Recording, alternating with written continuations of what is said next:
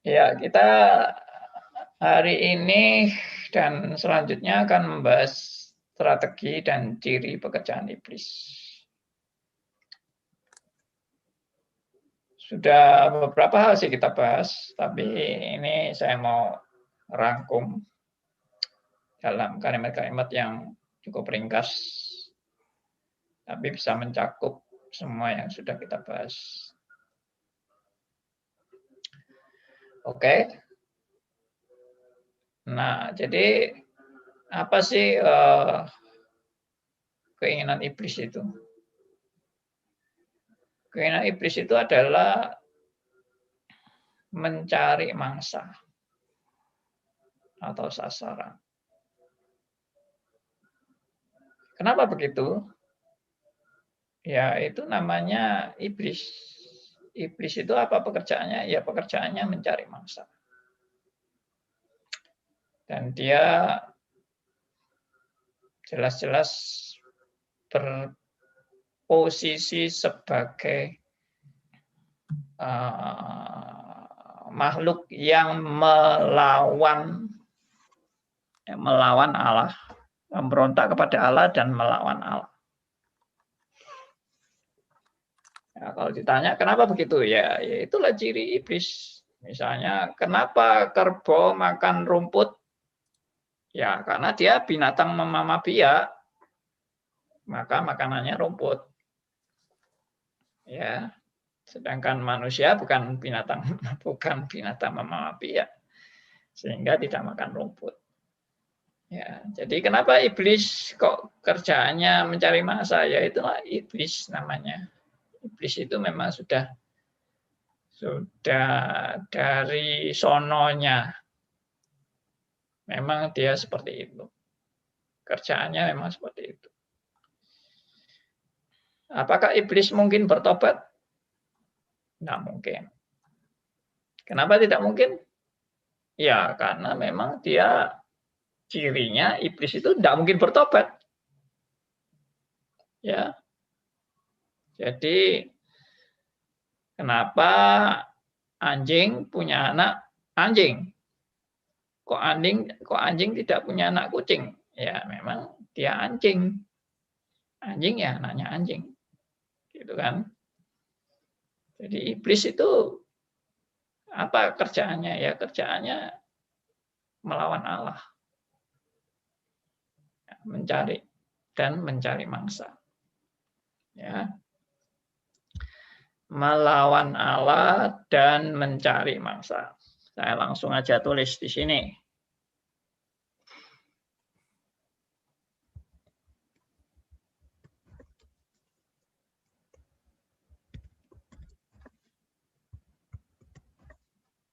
Yes.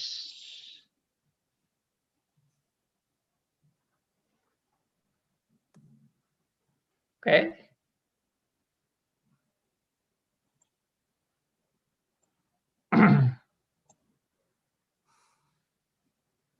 Ya, kalau ditanya lagi, kenapa kok dia seperti ini? Ya, itu tadi saya jawab.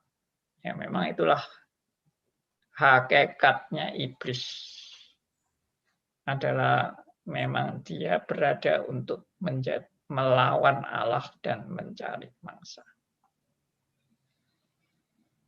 Oke, tapi iblis tahu, ya, iblis tahu bahwa kalau dia melawan Allah itu nggak mungkin. Ya, iblis tahu itu, sadar benar dia. Dia sadar benar bahwa dia tidak mungkin bisa melawan Allah. Lawang kuasanya aja beda jauh kok. Ya, sama seperti misalnya siapa? Ini ada yang ini ya, volumenya belum di-mute. Oke. Jadi iblis tahu siapakah Allah dan bagaimana kekuatan Allah sehingga dia tidak mungkin melawan Allah. Itu iblis tahu. Sangat bodoh sekali kalau dia mau melawan Allah.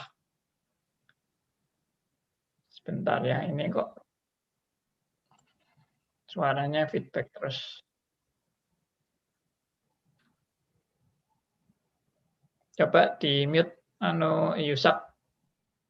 Ya,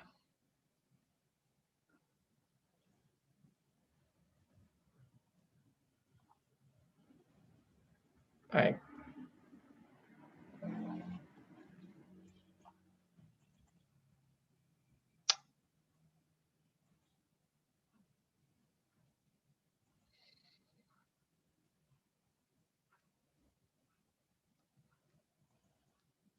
Oke. Jadi misalnya contohnya saya, seperti yang saya pernah kasih ilustrasi, saya nggak mungkin mau melawan Mike Tyson. Bodoh sekali kalau saya melawan Mike Tyson ya, karena saya pasti kalah. Nggak mungkin saya mau melawan Mike Tyson. Saya pasti kalau berani melawan ya akan melawan orang yang lebih kurus dari saya. Dan lebih lemah dari saya. Dan saya akan melawan orang yang pasti saya menang. Itu dong. Ya kan. Ya, jadi dalam hal ini kalau begitu siapa yang menjadi mangsanya iblis? Ya, ini sudah jelas. Anak-anak Tuhan. Itu yang jadi mangsanya iblis, anak-anak Tuhan. Kalau anak-anak setan ya ndak jadi mangsa, wong itu bolonya. Ya toh, bolonya setan. Ya anak-anak setan. Yang menjadi sasaran daripada setan itu ya jelas adalah anak-anak Tuhan. Kalau dia anak setan, malah temannya atau bolonya iblis, temannya. Diajak berteman malah. Atau malah ya dibiarin lah, mau apa saja dibiarin, mungkin malah tambah dikasih segala macam, minta ini dikasih, minta itu dikasih. Jadi iblis itu sangat baik sama anak-anak iblis, ya dienak-enakan lah istilahnya gitu, dienakan. Jadi seperti jadi jin lampu Aladin, ya kan? Jin lampu Aladin itu kan selalu mau memberi apa yang diminta oleh bosnya. Bosnya ya itu kan tipuan toh, itu bukan sungguh-sungguh jin lampu Aladin. Itu iblis yang mau jadi jin lampu Aladin itu menipu, pasti menipu. Dia berpura-pura jadi jongosnya orang-orang yang memerintah dia. Ya, itu saya kasih contoh ya, misalnya dukun. Dukun yang bisa memerintah setan untuk menyantet seseorang. Nah, kelihatannya kan setan nurut sama dukun kan?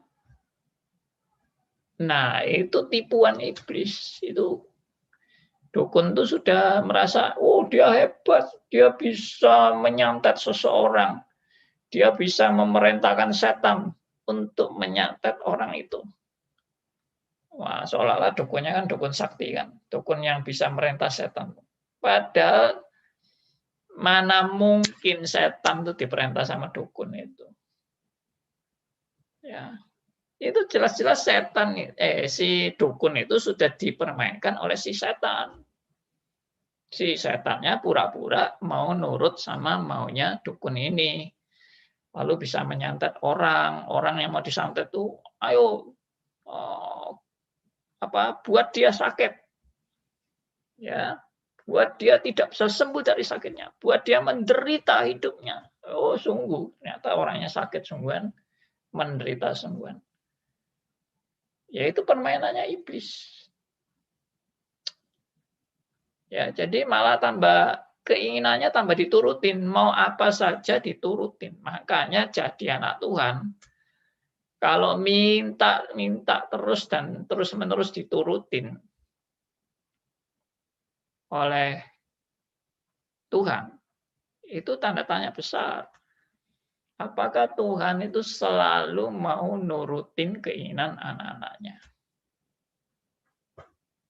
Saya yakin Tuhan justru akan banyak mengajar saudara dan saya dengan tidak mengabulkan apa yang saudara minta.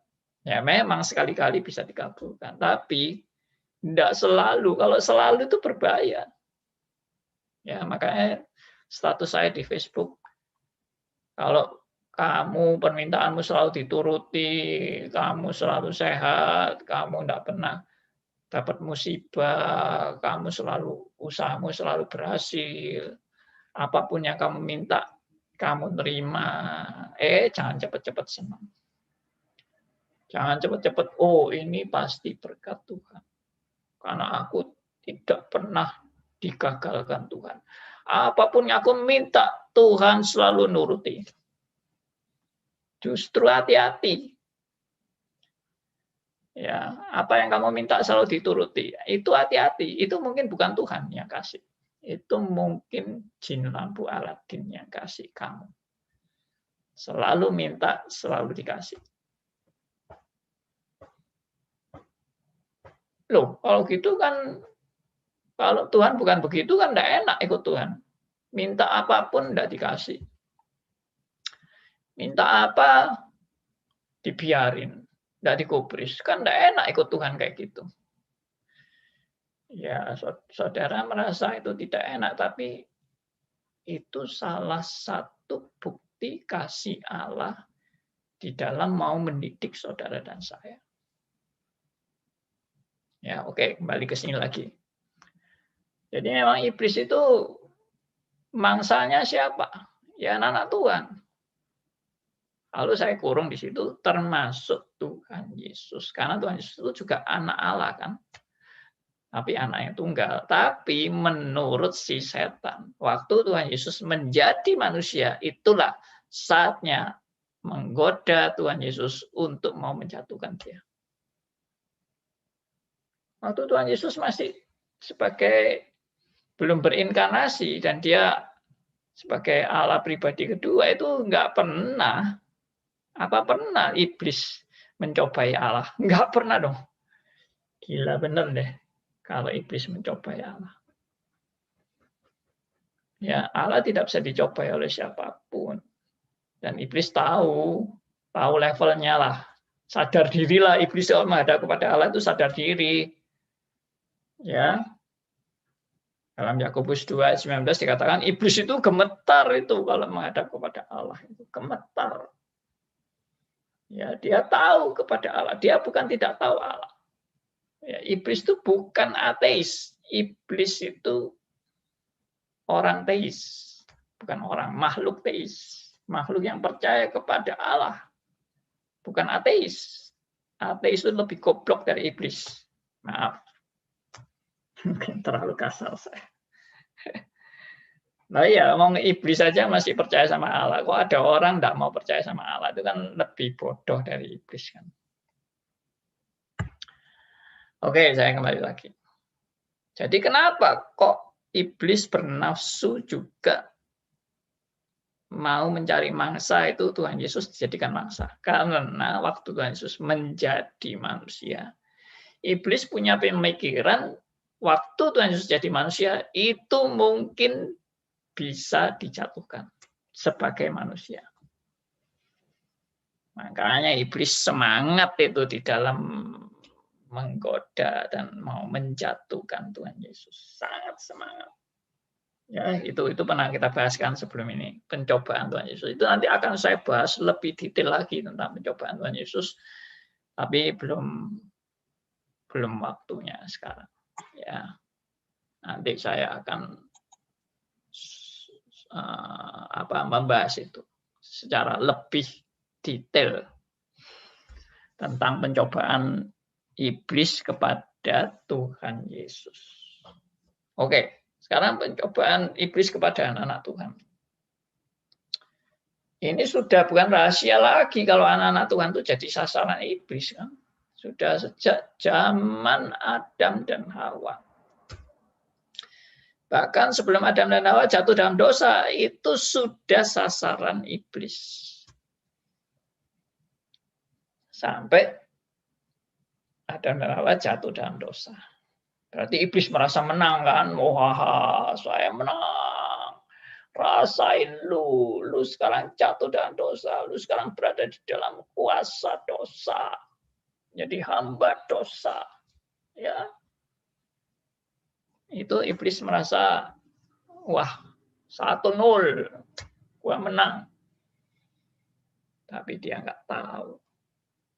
Iblis nggak tahu bahwa kejatuhan manusia dalam dosa itu justru dalam rangka menggenapi rencana Allah.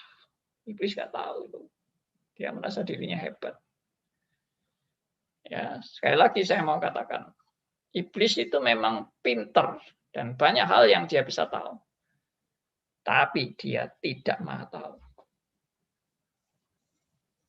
Ya, meskipun dia juga bisa mendengar seminar-seminar yang saya sampaikan ini, tapi iblis ditutup telinganya untuk waktu saya diperkenan Allah membicarakan mengenai kebenaran-kebenaran yang iblis tidak boleh tahu.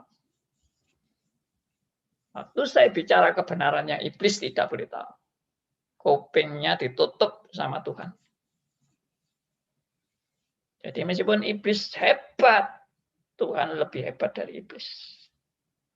Meskipun iblis banyak tahu, dia tidak maha tahu. Hanya Allah yang maha tahu. Meskipun iblis berkuasa, dia tidak maha kuasa. Hanya Allah yang maha kuasa. Itu yang kita harus percaya. Silakan iblis mau melakukan apa saja. Bahkan merenggut nyawa anak-anak Tuhan. Silakan. Tapi dia tidak pernah bisa membinasakan anak-anak Tuhan. Itu yang menjadi poin. Ya, anak Tuhan bisa mati nggak? Ya bisa lah. Bisa mati nggak disantet oleh iblis? Bisa juga. Loh, kalau gitulah anak Tuhan kalah sama iblis. Tidak. Biarpun anak Tuhan itu mati karena disantet, tidak berarti anak Tuhan itu kalah. Kematian bukan kekalahan bagi anak Tuhan. Kematian adalah Tuhan yang memanggil dia pulang. Itu kematian. Saya ulangi ya. Kematian bukan kekalahan bagi anak Tuhan. Kematian adalah saatnya Tuhan memanggil anak-anaknya pulang. Itu kematian. Kelihatannya iblis menang ya kalau anak Tuhan mati. Rasain lu gua matiin ya. Lu gua bunuh. Tapi dia nggak tahu bahwa waktu iblis membunuh anak Tuhan, disitulah genap rencana Tuhan. Genap rencana Tuhan apa? Memanggil pulang anak-anaknya yang sudah ditentukan waktunya. Karena tidak ada kematian yang belum waktunya. Tidak ada. Semua anak Tuhan yang mati, ya itulah waktunya mati. Dan itulah waktu yang paling tepat. Dan itulah yang Tuhan sudah tetapkan sejak kekal mengenai segala sesuatu yang akan terjadi. Oke? Jadi, seperti yang saya ungkapkan yang lalu, iblis tidak pernah menang. Meskipun dia bisa merasa dia menang. Nah, seperti Adam dan Hawa dijatuhkan iblis. Wah, dia menang, dia hebat, dia bisa mengalahkan Adam dan Hawa. Bodoh. Dia nggak ngerti bahwa waktu Adam dan Hawa jatuh dalam dosa dan diusir dari Taman Eden, itu juga bagian daripada penggenapan rencana Allah. Penggenapan rencana Allah. Jadi bukan manusia jatuh dalam dosa, ya memang itu suatu kesalahan, memang itu fatal. Memang itu akhirnya manusia mengalami kemerosotan yang degradasi yang luar biasa. Tapi di balik semua itu ada rencana Allah yang digenapi, yang sedang digenapi dan akan digenapi. Sehingga saya berani menyatakan suatu statement bahwa kejatuhan manusia dalam dosa adalah dalam rangka penggenapan rencana Allah. Bukan kerusakan rencana Allah. Bukan kegagalan rencana Allah. Bukan keteledoran atau ketidaktelitian dari rencana Allah. Tapi itu adalah penggenapan rencana Allah. Nah, ini presupposisi yang sudah kita bahas kan.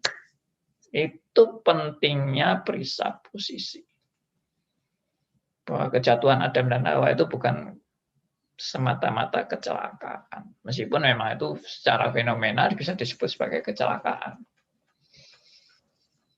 Tapi secara komprehensif dan secara utuh, integrated, kejatuhan manusia dalam dosa itu adalah penggenapan rencana Allah secara sempurna. Dari alfa sampai omega. Tapi itu yang saya pernah bilang kan, rencana Allah kan bukan hanya Adam dan Hawa jatuh titik. Setelah jatuh itu ada penggenapan terus-terusnya. Dan itu secara keseluruhan adalah rencana Allah yang sempurna. Puji Tuhan, kita boleh melihat semua ini di dalam rencana yang utuh dan sempurna. Tolong mic ada yang bisa di mute mic-nya. Baik, saya lanjut. Apa tujuan iblis? Ini saya sudah pernah ungkapkan semua ya. Tujuan iblis. Tujuan iblis adalah yang pasti adalah merusak pekerjaan Tuhan. Dia tahu dia tidak bisa melawan Allah, tapi dia menganggap dia bisa merusak pekerjaan Tuhan. Pekerjaan Tuhan yang bagaimana? Yaitu yang gereja Tuhan dan misi kerajaan Allah. Itu dia menghalangi, dia merusak, dia ngaco, dia membuat porak-poranda. Itulah sasaran tujuan daripada iblis, merusak pekerjaan Tuhan. Baik itu di dalam gereja, baik itu yang dari luar gereja, ya, baik itu ajaran ya nanti saya sebut itu. Dan itu misi kerajaan Allah, ya, misi kerajaan Allah. Misi kerajaan Allah ya pekabaran Injil, ya kan? Amanat agung disebarluaskan, itu dirusak oleh iblis. Dia pikir dia bisa merusak pekerjaan Tuhan. Itu pikirannya iblis. Kalau iblis tidak yakin seperti itu, dia pasti malas. Dia pasti tidak akan bekerja dengan giat. Oke. Berikut. Agar anak-anak Tuhan murtad, meninggalkan Tuhan, dan menjadi pengikut iblis. Nah, ini sasarannya. Ya, sasaran iblis adalah anak-anak Tuhan supaya murtad. Murtad, meninggalkan Tuhan, dan menjadi pengikut iblis. Ya, kelihatannya cukup berhasil si iblis ini. Kita juga melihat banyak anak-anak Tuhan yang murtad kan. Yang tadinya Kristen sungguh-sungguh, tadinya begitu rajin melayani, tahu-tahu bisa meninggalkan pekerjaan Tuhan. Bukan hanya meninggalkan pekerjaan Tuhan, meninggalkan imannya. Kadang-kadang kita melihat seperti itu, kita sedih. Betul nggak? Ya sedih lah. Melihat anak Tuhan yang tadinya giat luar biasa, bersaksi luar biasa. Akhirnya, kalau orang Surabaya bilang gelembosi. Ya, gelembosi itu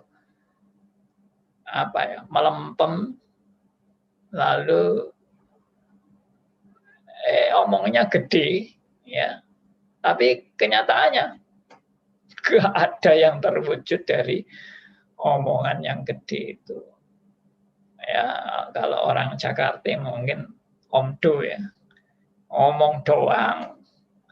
Itu kerjanya orang itu apa? Omong doang. Kalau bahasa Indonesia yang mulut besar. Ya. Kok dia akhirnya meninggalkan Tuhan. Dia kok akhirnya meninggalkan pekerjaan Tuhan. Dia akhirnya pindah agama. Itu gimana itu seperti itu. Ya. Murtad. Waduh, berarti ajaran iman Kristen ini gagal. Wah, kita sudah membina orang itu dengan luar biasa, tapi iblis sudah merebut dia dari tangan Tuhan. Wih, jadi istilahnya rebut-rebutan. Ya, jadi itu ilustrasinya itu ada satu orang, ya, satunya ditarik kiri, satunya ditarik kanan. Yang narik ke kiri itu adalah itu setan, menarik ke kiri. Yang menarik ke kanan itu Tuhan. Wah, tarik-tarik. Si orang yang ditarik ini ada di tengah-tengah. Ya, satunya ditarik Tuhan, satunya ditarik iblis, rebut-rebutan. Waduh, ya sengsara Don. Orang yang di tengah itu yang ditarik kiri kanan itu tangannya bisa putus itu dua-dua itu. Kalau seperti itu ilustrasinya, iblis dan Tuhan saling berebut, anak Tuhan tarik-tarian, ya putus tangannya kalau ditarik Tuhan sama tarik iblis. Karena tangan Tuhan sangat kuat sekali dan tangan iblis juga kuat, lebih kuat dari tangan manusia. Apa enggak putus tangan kita ditarik kiri kanan? Itu ilustrasi yang ngaco sebenarnya. Tapi memang kesannya banyak yang mengajar seperti itu. Wah, iblis menarik. Tuhan juga menarik. Ya. Tapi kan tidak seperti itu kan. Kalau kita kemarin masih ingat gambarnya. Bagaimana antara Allah dan iblis itu bukan dualisme, dua kekuatan yang saling beradu kekuatan, tapi antara Allah dan iblis adalah Allah berkuasa atas segala sesuatu. Termasuk Allah juga berkuasa terhadap iblis yang adalah sebagai ciptaannya. Bagaimana iblis yang sebagai ciptaannya bisa mau melawan Allah sebagai pencipta? Dan Allah kalah dengan iblis? Tidak mungkin. Tidak pernah ada rumusan di dalam Alkitab satu kali pun bahwa Allah itu kalah dengan iblis. Tidak pernah. Kalau dikatakan iblis mau melawan, ya memang melawan. Tapi apa pernah menang? Satu hal yang dicatat dalam Alkitab, iblis sepertinya menang. Yaitu apa? Waktu Tuhan menubuatkan kepada iblis melalui keturunan perempuan ini akan meremukkan kepalamu. Dan engkau akan meremukkan tumitnya. Nah, satunya meremukkan kepala, satunya meremukkan tumit. Apakah meremukkan tumit itu kemenangan? Tidak. Salah besar. Meremukkan tumitnya itu pun dalam rangka penggenapan rencana Allah. Waduh. Luar biasa. Ya, iblis ingin menghancurkan. Tapi semua yang iblis ingin menghancurkan itu justru itulah penggenapan rencana Allah. Ini yang orang jarang berpikir. Ya, ini orang yang jarang melihat strategi iblis yang seperti ini. Bahwa di dalam iblis ingin menghancurkan pekerjaan Tuhan. Tuhan memakai iblis untuk menggenapi rencananya. Ya, ini posisi yang sangat penting. Saudara silakan catat sendiri itu ya. Dan iblis ingin menghancurkan pekerjaan Tuhan, menghancurkan anak-anak Tuhan, menghancurkan gerejanya. Tapi ya di dalam hal iblis ingin menghancurkan itu, Tuhan sedang menggenapi rencananya. Ya, waktu Adam dan Hawa jatuh dalam dosa dan diusir dari Taman Eden. Ya, betul kan? Diusir dari Taman Eden. Itu sepertinya Adam dan Hawa mengalami kekalahan dan malu luar biasa. Di dalam kekalahan dan akhirnya Adam dan Hawa dikutuk keluar dari Taman Eden.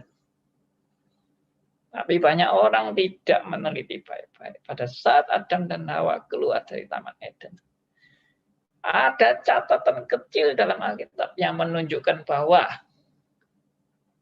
apa? Rencana Allah sedang digenapi. Ya, saya ulangi ya. Jadi pada saat Adam dan Hawa diusir dari Taman Eden, itu kelihatan kan menyedihkan sekali, kekalahan yang memalukan sekali. Ya, kutuk kepada Adam dan Hawa, dan itu menyedihkan, dan itu sengsara luar biasa. Itu kegagalan Adam dan Hawa. Tapi di balik semua itu ada rencana Allah yang sedang dan akan digenapi. Ada kalimat kecil yang tertulis. Ada yang tahu rahasianya kalimat kecil itu apa? Kasih clue sedikit, Pak. Apa? Sesungguhnya mereka manusia itu telah menjadi seperti salah satu dari kita. Oh iya, good. Bagus sekali. Siapa yang jawab itu tadi? Pak Hendarto ya. Menjadi salah satu dari antara kita. Tapi itu masih belum jelas, belum begitu jelas. Artinya apakah itu memang rencana Allah? Ya, memang saya tahu itu pasti rencana Allah. Tapi kalimat itu indikasinya masih belum jelas bahwa itu merupakan suatu misi penggenapan misi daripada Allah, penggenapan rencana dari Allah. Nah, ada kalimat itu yang menunjukkan supaya mereka jangan supaya mereka sudah berdosa tapi makan buah itu bisa hidup terus selamanya gitu. Oke, tapi bukan itu. Itu ya memang mereka diusir supaya jangan makan buah pengetahuan yang baik dan jahat, tapi diusirnya itu malah untuk menggenapi rencana Allah. Pusing ya. Clue-nya kurang mendekatin, Pak. Jadi kita blank sama sekali. Kasih clue yang Injil mendekati. ya, bukan Injil ya. Beranak cucu lah, Pak. Karena rencana Allah yang terbesar yaitu Injil. Yes. Ya. Tapi belum sampai sejelas Injil itu ya. Belum sampai. Menyerah ya. Kerjakanlah tanah itu walaupun kau akan bersakit-sakit. itu Pak Elias sudah jawab. Oke, ayo kita baca ayatnya ya.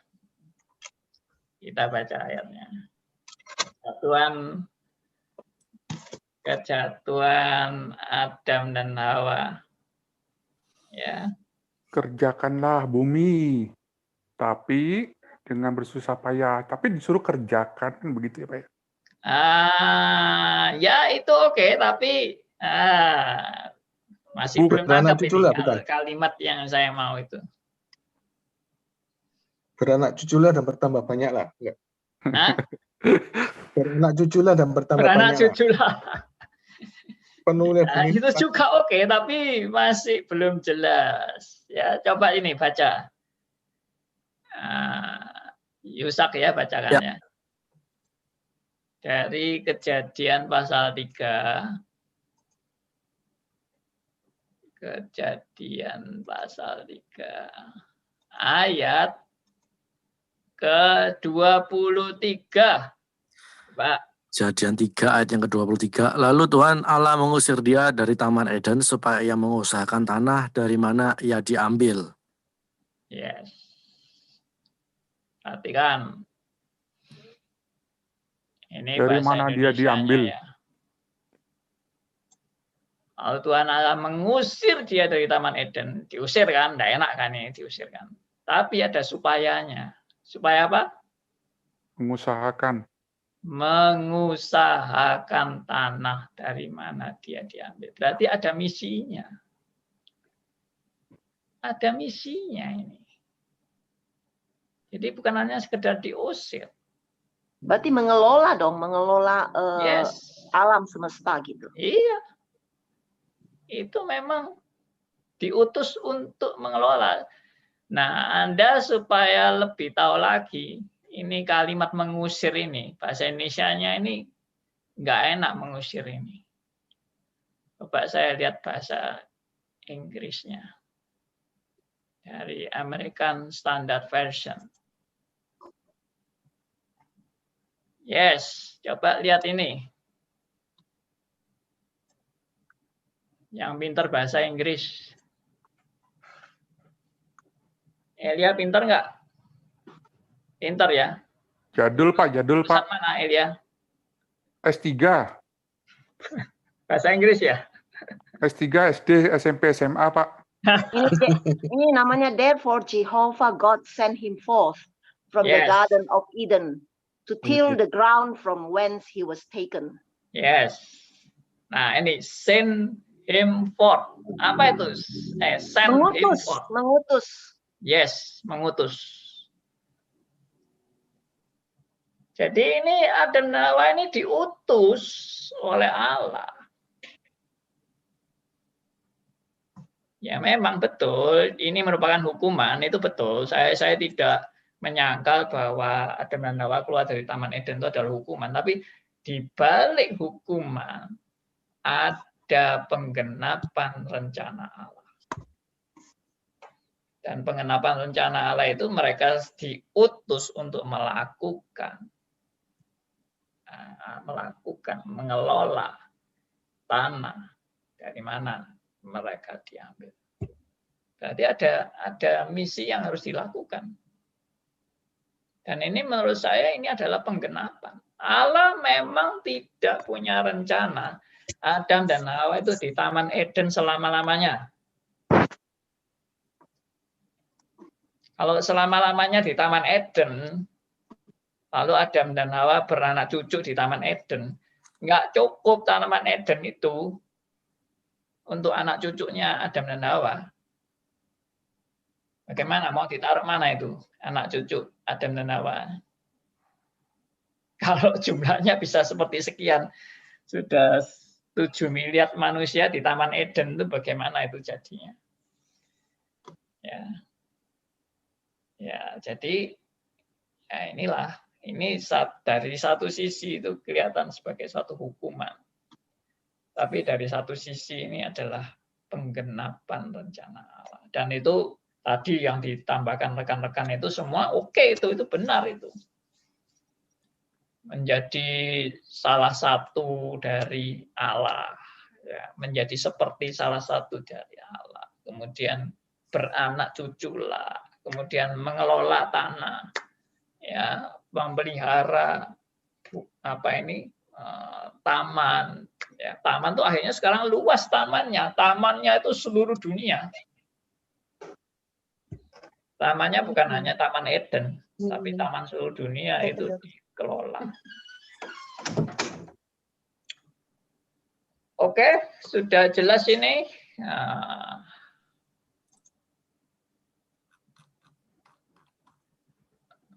Ya, kembali ke PowerPoint tadi.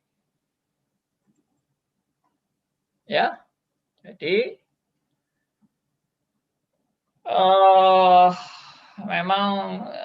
memang setan itu senang kalau dia bisa merusak pekerjaan Tuhan. Ya, merusak gereja Tuhan dan misi kerajaan Allah. Lalu agar anak Tuhan murtad semua, meninggalkan Tuhan dan menjadi pengikut iblis. Ini keinginan iblis itu seperti itu. Dia tidak mau dia rusak sendirian atau binasa sendirian. Dia kepengen banyak pengikut-pengikutnya. Dan yang sudah menjadi pengikutnya ya dia sudah tidak perlu menggoda lagi kan, karena sudah jadi pengikut iblis. Yang belum jadi pengikut iblis itu anak-anak Tuhan. Itu sasaran iblis habis-habisan. Oke, berikut.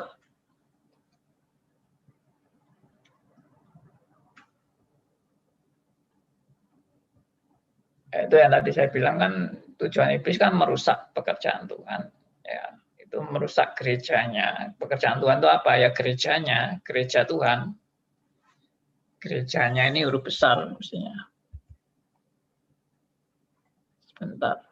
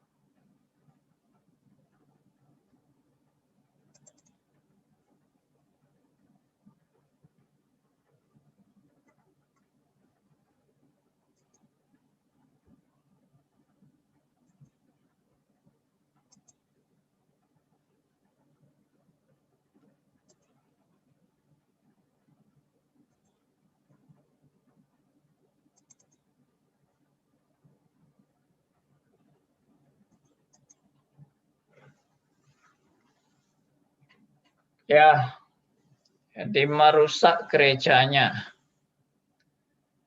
Bagaimana merusak gerejanya? Yaitu merusak ajaran atau doktrin untuk tidak back to the Bible. Saya melihat seakan-akan iblis sudah berhasil merusak gerejanya. Banyak sekarang gereja yang tidak kembali kepada Alkitab. Banyak gereja sekarang ajarannya amburadul, kacau balau. Pendeta-pendeta pun banyak mengajarkan ajaran yang tidak sesuai dengan Alkitab. Mengajarkan keselamatan bisa hilang. Bahkan mengajarkan Allah Tritunggal versi Sablianisme. Ya, mengajarkan Roh Kudus, karunia-karunia dengan ngawur, kacau balau, bahasa roh dengan kacau balau. Ya, ini semua strategi iblis untuk mau merusak gerejanya, dan kelihatannya iblis cukup berhasil dan ketawa-ketawa melihat banyak gereja yang rusak. Di satu sisi kita memang prihatin melihat seperti itu, tapi di satu sisi yang lain kita bersyukur karena Tuhan, meskipun kita melihat banyak gereja yang tersesat, tapi Tuhan memelihara gerejanya. Ya, Tuhan memelihara gerejanya. Yang dimaksud gerejanya itu apa? Bukan gereja yang kelihatan. Saya percaya yang dipelihara Tuhan itu adalah gereja yang tidak kelihatan. Siapa gereja yang tidak kelihatan? Itu orang-orang pilihan Allah. Dan kita memang tidak bisa tahu mana yang pilihan Allah, mana yang bukan pilihan Allah. Kita juga tidak bisa menghakimi karena kita tidak punya indikator yang jelas. Paling-paling bisa meraba-raba saja, tapi memastikan tidak bisa. Ya, mana orang pilihan dan mana bukan orang pilihan. Dan itu bukan pekerjaan kita untuk membeda-bedakan mana pilihan, mana bukan pilihan. Pekerjaan yang Tuhan percayakan pada kita adalah kita belajar firman Tuhan sungguh-sungguh untuk kembali kepada Alkitab. Oke. Lalu pekerjaan iblis yang lain adalah suka mengadu domba. Mengadu domba dan mengadu gembala. Ya, saya tambahkan ini. Mengadu domba dan mengadu gembala.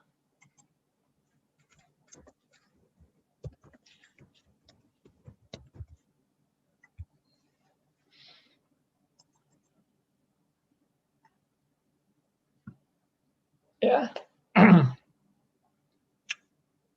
Bagaimana bisa demikian? Ya itu, kalau kita lihat fenomena sekarang kan gereja-gereja terpecah belah. Gereja merasa dirinya yang paling benar, yang lain sesat. Ya. Lalu anak Tuhan dan anak Tuhan berkelahi, ya, dan bermusuhan satu dengan yang lain, tidak bisa mengasihi satu dengan yang lain, yaitu mengadu domba. Dan juga mengadu gembala. Gembala itu maksudnya hamba-hamba Tuhan. Hamba-hamba Tuhan dan hamba Tuhan juga berkelahi satu dengan yang lain, saling memusuhi, saling menjatuhkan, saling menyikut, ya, saling memfitnah. Ya, kalau bisa dibunuh sekalian itu hamba Tuhannya itu, untuk dia tidak punya saingan lagi. Nah, itu bisa seperti itu. Itu pekerjaan setan yang mau merusak gereja Tuhan. Tapi lagi, Tuhan tetap memelihara gerejanya. Yang dimaksud gerejanya yaitu gereja yang tidak kelihatan. Yang dimaksud gereja tidak kelihatan adalah orang-orang pilihannya. Tuhan akan mendidik dan menghajar orang-orang pilihannya untuk selalu belajar kembali kepada Alkitab. Back to the Bible. Mungkin saudara dan saya masih banyak kelemahan, bukan mungkin, pasti kita masih banyak kelemahan. Tuhan mendidik dan menghajar saudara dan saya untuk kelemahan kita makin lama makin dikikis, keakuan kita dihancurkan. Ya, itu Tuhan sedang mengasihi gerejanya, orang-orang pilihannya. Oke? Dan gembala-gembala yang sejati, yaitu pengikut-pengikut Tuhan, yang dipercayakan untuk pelayanan, Tuhan juga akan menggembleng gembala-gembala yang sejati ini. Tuhan akan menghajar supaya gembala-gembala ini juga takluk di bawah kaki Tuhan. Jangan jadi gembala yang sombong dan merasa arogan, hebat, melebihi semua manusia-manusia yang ada di dunia ini. Luar biasa sekali. Tuhan sangat membenci orang sombong. Dan jangan dikira seperti di Facebook saya itu, jangan dikira kalau kamu sukses, kamu maju, kamu nggak kena COVID, kamu kaya raya, segala doamu dikabulkan Tuhan. Jangan cepat-cepat GR dan cepat-cepat senang bahwa itulah bukti Tuhan mengasihi Anda. Tidak, belum tentu. Kalau Anda selalu dikabulkan, Anda tidak pernah dihambat, segala keinginan Anda selalu tercapai. Justru itu bahaya besar. Mungkin Tuhan sudah membiarkan Anda. Kalau Anda benar-benar anak Tuhan, Anda justru sebaliknya akan mengalami banyak kesulitan, banyak hambatan, banyak tanda petik kegagalan. Betul? Untuk dihancurkan keakuan Anda. Tidak selalu memang dirumuskan seperti itu. Seperti misalnya Yusuf buktinya berhasil. Tapi berhasilnya Yusuf juga melalui penderitaan yang luar biasa. Ayub juga berhasil, tapi juga melalui penderitaan yang luar biasa. Ya, Sadra, Mesa, Abednego, Daniel juga berhasil, tapi melalui penderitaan luar biasa.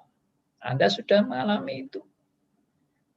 Tapi tidak berarti anak Tuhan yang sudah mengalami penderitaan luar biasa, akhirnya selalu sukses. Tidak juga.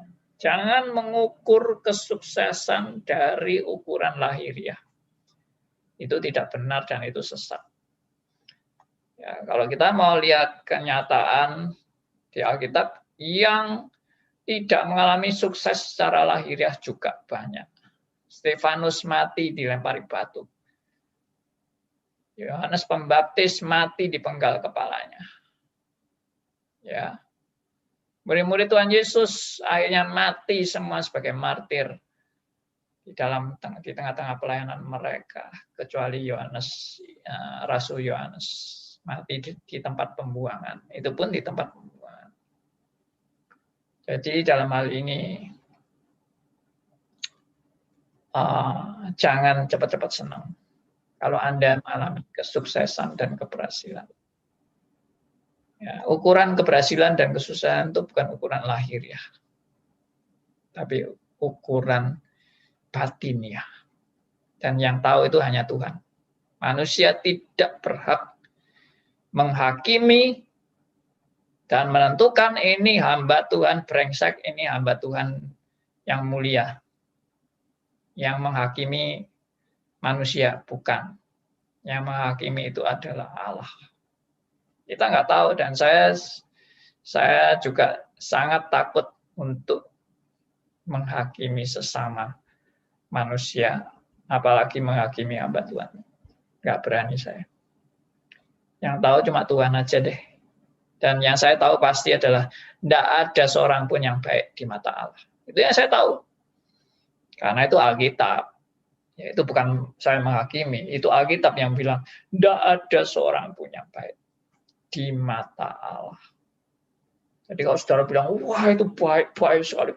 Hamba Tuhan itu luar biasa. Baiknya luar biasa. Ya, tidak ada yang luar biasa. Semua di mata Allah adalah orang-orang berdosa yang tidak layak. Oke? Wah, ini saya bisa kepanjangan ini bicara hari ini. Oke, saya berhenti sampai di sini dulu mengenai strategi iblis. Atau saya selesaikan dulu deh, ini tinggal sedikit. Ya. Jadi, anak Tuhan terpecah belah, ya toh, hamba-hamba Tuhan juga terpecah belah. Mana ada hamba Tuhan bisa akur, benar-benar akur.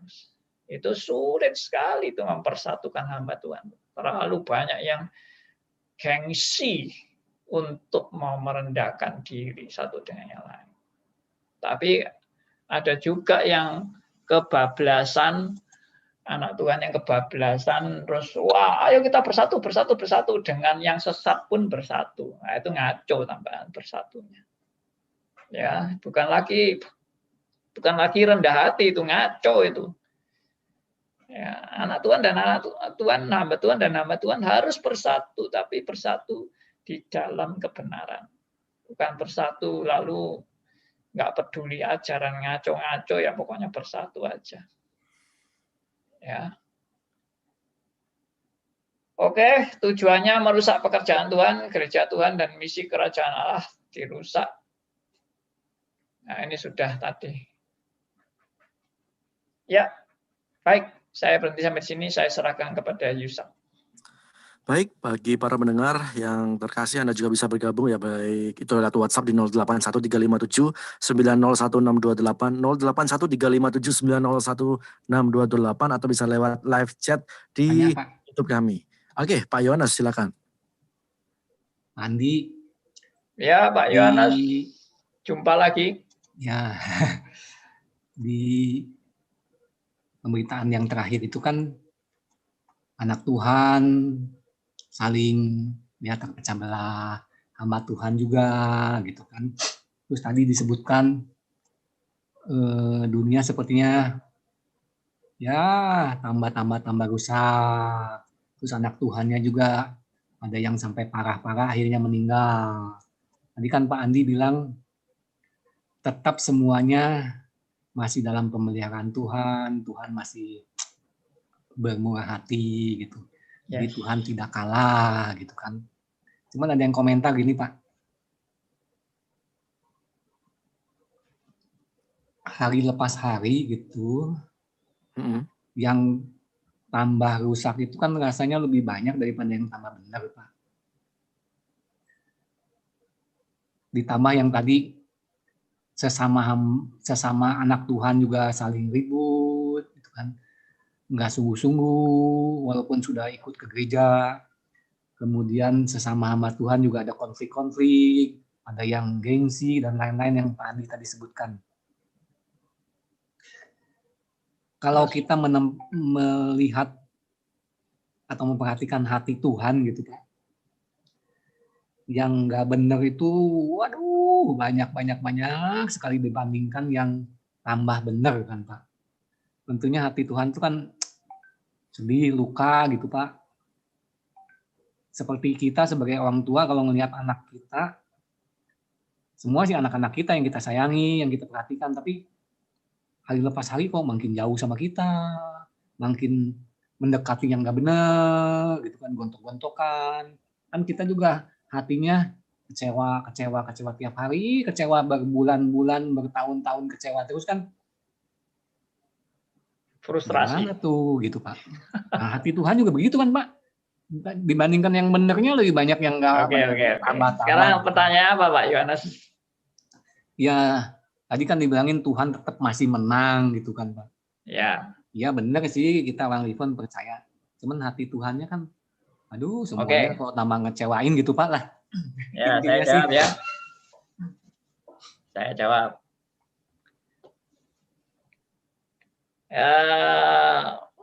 Saya kalau mendengar Pak Yohanes ini, waduh, orangnya rasanya tipe orang yang melankolis ya kelihatannya ya Pak Yohanes. Memperhatikan perasaan ya. Oke. Begini. Saya percaya Tuhan itu memang bisa sedih. Tapi kita harus memperhatikan sedihnya Tuhan itu adalah sedih yang kalau kita pakai istilah kita itu namanya antropomorfis. Ya, bukan antroposentris loh ya. Antropomorfis. Antropomorfis itu hanya istilah yang dipinjam dari manusia, memakai gambaran manusia. Tuhan itu sedih. Tapi saya percaya sedihnya Tuhan dan sedihnya manusia itu beda jauh. Ya. Sedihnya manusia itu dalam ketidakberdayaan. Tapi sedihnya Tuhan itu menyatakan akan keberadaan manusia yang sudah sedemikian rusaknya. Bukan Tuhan tidak berdaya. Lalu yang kedua, meskipun digambarkan Tuhan itu juga bisa sedih dan itu menyatakan kerusakan manusia. Tapi Tuhan tetap memelihara dan menggenapi rencananya. Nah, itu yang kita harus tahu pasti. Tuhan tetap memelihara dan menggenapi rencananya dengan kekuasaannya, kedaulatannya. Dia bukan Allah yang tidak berdaya dengan keadaan. Dia bukan Allah yang tidak mampu merubah keadaan. Dia bukan Allah yang seperti orang yang sudah jompo, yang hanya tinggal menangis dan tidak bisa berbuat apa-apa melihat kerusakan anak-anaknya.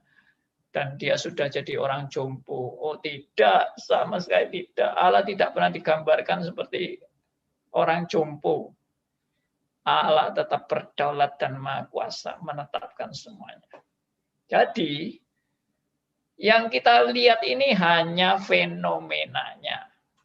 Ya, yang tadi saya paparkan tuh tadi anak Tuhan yang berkelahi, terpecah belah, gerejanya rusak. Ya, hamba-hamba Tuhan juga saling sikut menyikut dan sebagainya. Itu fenomenanya. Tapi dalam arti gereja yang tidak kelihatan, Tuhan memelihara dengan sempurna. Saya harap paham maksud saya gereja yang tidak kelihatan. Jadi gereja itu memang ada dua. Gereja kelihatan dan gereja yang tidak kelihatan. Gereja yang kelihatan itu ya itu tadi, organisasinya, ya orang-orangnya yang hadir di gereja, yang jadi anggota gereja, yang aktif di gereja, kegiatan-kegiatannya itu semua gereja yang kelihatan. Ya, termasuk gedungnya, termasuk kegiatan aktivitasnya dan sebagainya, itu semua gereja yang kelihatan. Tapi yang gereja tidak kelihatan itu adalah orang-orang pilihannya yang sudah ditetapkan sejak kekal untuk diselamatkan. Nah, orang-orang ini yang dipelihara oleh Tuhan di dalam hati yang sungguh-sungguh terpaut hanya kepada Allah. Dan dia akan dipelihara untuk terus bertumbuh. Dia dipelihara untuk benar-benar mengalami pertobatan sejati, kelahiran baru, pertobatan sejati, dan dalam proses pengudusan sampai sempurna. Nah, itu tidak kelihatan. Kita tidak bisa melihat itu. Yang kita lihat itu memang cuma dari kasat mata kita yang hanya melihat fenomenanya.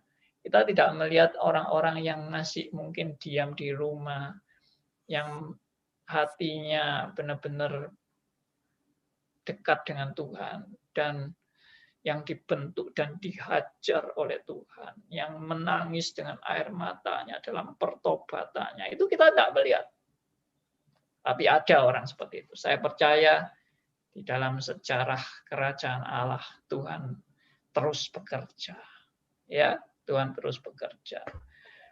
Di balik semua yang kita sekarang bahas ini juga ada orang-orang mungkin di belakang kita yang sedang mendoakan kita, yang sedang air matanya bercucuran di dalam pertobatannya juga.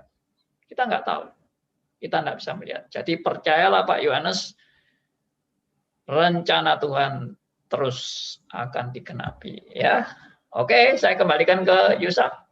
Oke, di WhatsApp sudah ada yang masuk dari Melania yang bertanya, kalau anak Tuhan bisa mati karena disantet, apakah anak Tuhan juga bisa kerasukan setan atau kena kasus kayak seperti dihipnotis, dibuat nggak sadar lalu disuruh transfer uang lewat ATM dan sejenisnya, intinya dibuat nggak sadar sehingga bisa disetir atau dikendalikan oleh kuasa jahat. Gimana menurut Pak Andi?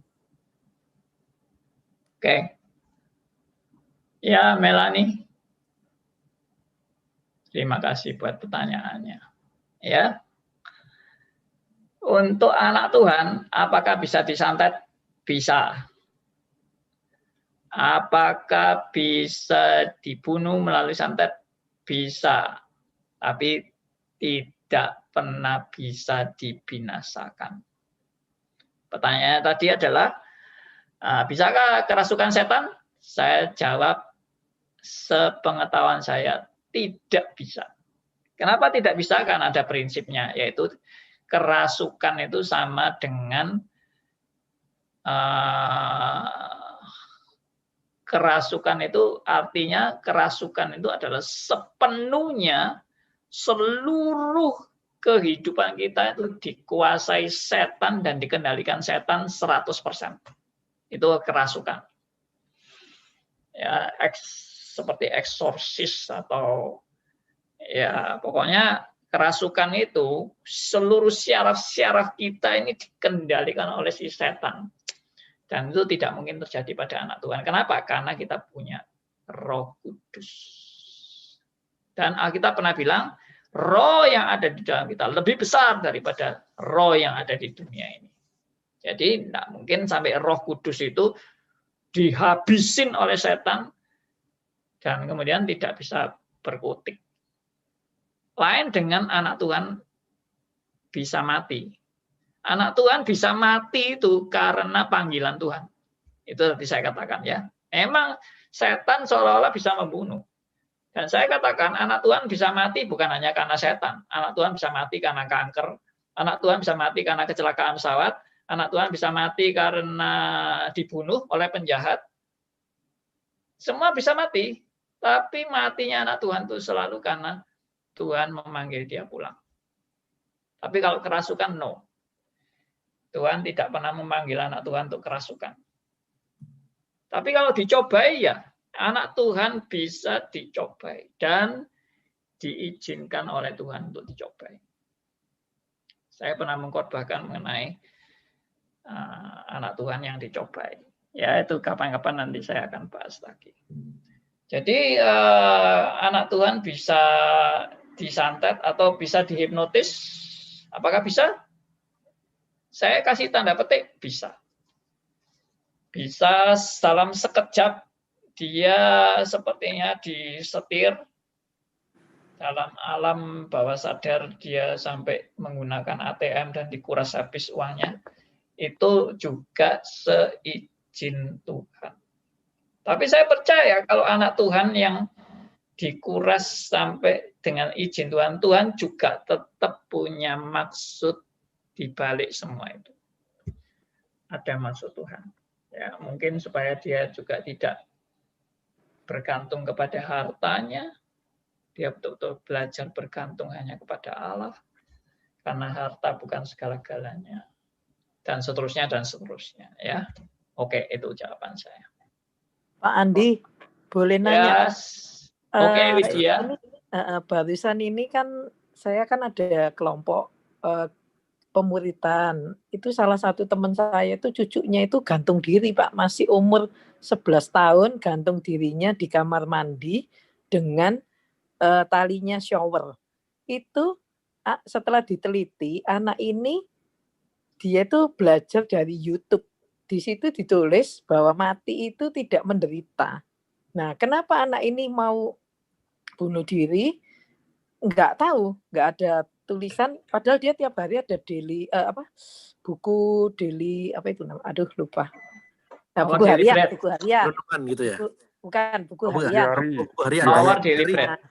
Bukan buku hariannya, dia tuh tiap hari itu nulis, Pak, doakan guru-gurunya karena pandemi supaya penghasilannya tidak berkurang, terus doakan saudaranya, pokoknya semua. Bahkan dia tuh nulis wasiat, kamar ini saya nanti kasih koko saya, ini saya kasih mainan-mainan ini saya kasih adik saya, pokoknya gitu. Tapi dia nggak ada satu kali penyesalan dia berbuat dosa. Maksudnya gini, saya minta maaf karena saya berdosa kepada Tuhan, nggak ada. Padahal anak ini anak sekolah minggu yang baik. Jadi kami nih guru-guru sekolah minggunya itu sampai kaget gitu loh. Tapi dia ada doakan misalnya ampuni dosa mama saya, misalnya gitu. Pokoknya itu ada. Tapi dia nggak ada minta ampun karena bunuh diri. Cuma dia bilang mungkin dengan bunuh diri ini nanti saya nyusahin mama, nyusahin papa. Nah itu gimana, Pak? Oke, saya langsung jawab ya. Kejadian ini sangat mirip dengan kira-kira 30 tahun yang lalu. Ya, saya punya murid stris yang sangat pinter, dan kalau duduk di kelas selalu duduk paling depan, rajin luar biasa, dan kalau ujian selalu dapat A. Ternyata tiba-tiba bunuh diri. Waduh. Dan kaget juga kita. Dan ternyata setelah diteliti, ternyata dia memang banyak baca tentang bagaimana bunuh diri melalui komputernya dia. Jadi ternyata banyak ya anak-anak yang diam-diam belajar bunuh diri. Dan ya nggak tahu kenapa, katanya memang seringkali dia menggoda adiknya, pura-pura mati bunuh diri. Nah, jadi kemungkinan dia itu juga bermain-main juga bisa, lalu kebablasan juga bisa. Tapi kembali lagi ya, kalau saya menilai kasus, saya tidak berani, sekali lagi juga menghakimi, saya tidak berani. Tapi prinsipnya begini, prinsipnya apakah anak Tuhan bisa bunuh diri? Saya bilang bisa. Tapi sama saja dengan anak Tuhan tuh bisa nggak membunuh orang lain? Bisa kan? Membunuh orang lain bisa. Membunuh orang lain dan orang lain tuh dirinya sendiri. Bisa juga kan? Dia membunuh dirinya sendiri. Jadi itu memang dosa, pasti dosa. Tapi kalau Tuhan mau bekerja pada dia, saya percaya dia akan sebelum mati benar-benar dia akan ada penyesalan. Karena orang yang bunuh diri itu bisa tidak langsung mati, tapi bisa ada detik-detik antara dia mati dan dia hidup sebelum mati. Masih ada detik-detik itu. Dan pada detik itu saya percaya kalau memang dia anak Tuhan, Tuhan akan memberikan kepada dia penyesalan dan minta ampun. Cuma tidak ada orang yang bisa melihat penyesalan dia. Jadi misalnya begini ya, orang ini cuma cerita doang ya. Saya cuma berilustrasi. Ada orang bunuh diri jatuh dari tingkat 70 terjun ke tanah. Nah, kalau dia anak Tuhan, Tuhan bekerja pada dia. Dari tingkat 70 sampai ke tanah, itu masih ada berapa detik. Dan saat itu dia bisa berteriak sama Tuhan, Tuhan ampuni aku. Orang yang berdosa ini. Cuma 3 detik aja. Itu sama seperti penjahat di samping Tuhan Yesus. Iya. Yang minta ampun sama Tuhan. Dan Tuhan mengampuni dia. Nah, tapi kan kita nggak tahu. Kita nggak tahu dia itu proses matinya bagaimana. I don't know. Dan saya tidak mau menghakimi. Karena itu jangan sekali-kali menghakimi orang yang bunuh diri pasti masuk neraka. Saya tidak berani mengatakan itu. Karena bisa saja dia sebelum mati dia menyesal. Dan dia minta ampun sama Tuhan. Ya itu jawaban saya. Ya, makasih Pak Andi. Paling enggak itu melegakan kami guru-guru sekolah minggu, Pak Andi. Ya. Kasih. Nanti saya beritahu teman-teman saya dengerin YouTube Pak Andi ya. Oke. Ya. Aduh, selama ini hampir 2 bulan ya. Oke, makasih. Oke. Ya, jika ada pertanyaan dari Pak Elia ya di Zoom ya. Dikatakan saya berusaha merem dulu tentang periksa posisi terdahulu biar bisa tanya kepada aksi iblis dan implementasinya begini. Yang pertama, dulu Pak Andi bilang telekonferensi versi Allah, kasus Ayub, Musa dan sebagainya, dan kini Pak bilang Allah membuat budak ataupun tidak mendengar bahwa si iblis saat rahasia kebenaran diberitakan. Ya. Saya kira walaupun iblis bisa dengar, tapi dia dan antek-anteknya tetap mokong ya, tetap tidak mau sadar, tetap cuek dari pendengaran kebenaran Alkitab. Yang kedua, ini ada pertanyaan dari anak Pak Elia ya, Kevin. Adam dan Hawa punya anak berapa Pak? Itu dia, 2 pertanyaan. Baik. Yang pertama, iblis itu memang bisa tahu, bisa juga nggak tahu. Bisa juga dia nggak mau tahu, juga bisa. Bisa juga Tuhan menutup telinganya dia pada saat dia mendengar tapi dia nggak mengerti. Jadi waktu Tuhan Yesus sudah waktunya untuk disalib, itu Tuhan kan jelas-jelas bilang sama Yudas, laksanakan keinginanmu. Ya kan? Dan Yudas mau mengkhianati Tuhan Yesus. Dan itu dikatakan Yudas waktu itu dirasuki iblis. Dan iblis tidak tahu bahwa waktu itu adalah waktu penggenapan rencana Allah melalui pengkhianatan Yudas. Tuhan Yesus akan disalibkan dan itu penggenapan rencana Allah. Melalui penyaliban itu kepala si ular akan diremukkan. Jadi kalau iblis tahu itu, mestinya iblis jangan menggoda Yudas untuk mengkhianati Tuhan Yesus kan? Mestinya omongannya iblis gini, Yudas sudah jangan dikhianati gurumu ya, biarin aja gurumu mati tua ya, jadi dia biar ndak rencananya untuk ini disalib dan meremukkan kepalaku itu ndak jadi ya. Nah gitu kan, iblis nggak tahu itu bahwa melalui Yudas itu rencana Allah untuk meremukkan kepala si ular akan digenapi. Nah, itu menunjukkan bahwa iblis tidak tahu. Kalau tadi ditanya anak Adam dan Hawa berapa, I don't know juga. Tapi kemungkinan besar umur Abraham itu kan sampai 900 tahun kalau tidak salah. Nah, dengan umur segitu, dengan juga DNA yang masih murni, saya yakin anak Adam itu bisa malah ratusan. Ya, bisa mungkin ratusan, tapi nggak ditulis di Alkitab memang. Berapa anak Adam dan Hawa. Yang tertulis itu ada yang tidak tertulis kan. Dan yang tidak tertulis itu berapa? I don't know. Bisa ratusan. Tidak usah bingung dengan anak ratusan itu, karena zaman sekarang aja masih ada orang yang punya anak sampai 12 kan. Bisa itu. Bahkan lebih itu bisa. Ya. Oke. Jadi gini Pak, saya menjawab Kevin Vin, anaknya 2 yang ditulis karena 2 itu mengandung pesan.